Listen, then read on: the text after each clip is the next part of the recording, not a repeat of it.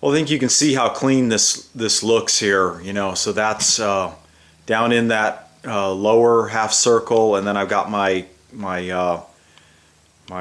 special half round washers on there too, so I can tighten that guy down and I'm not going to crush that tubing, and I feel real confident. And I was able to take the I was able to attach the saw. You know, you have to attach the saw to the plywood first.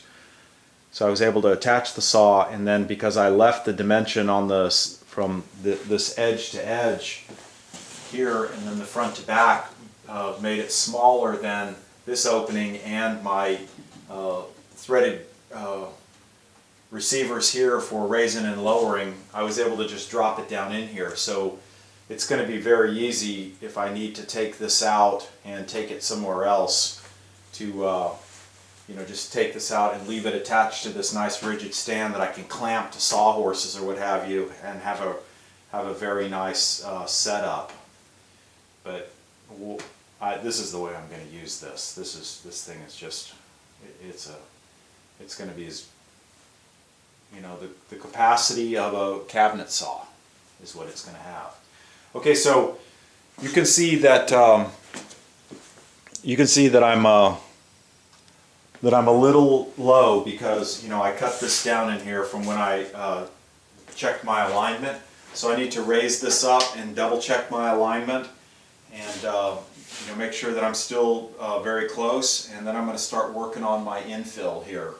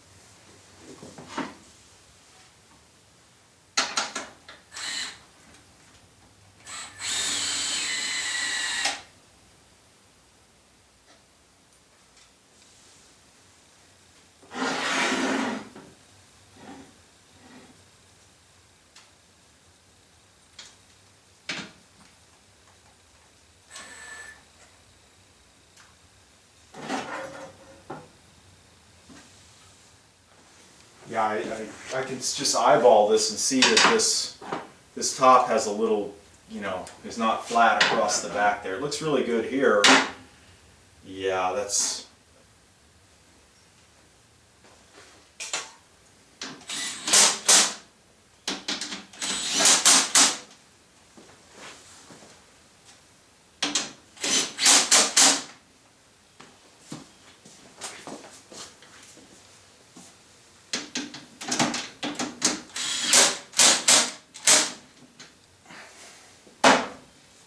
Okay, let me get my my straight edge over here again and see how well I'm aligned.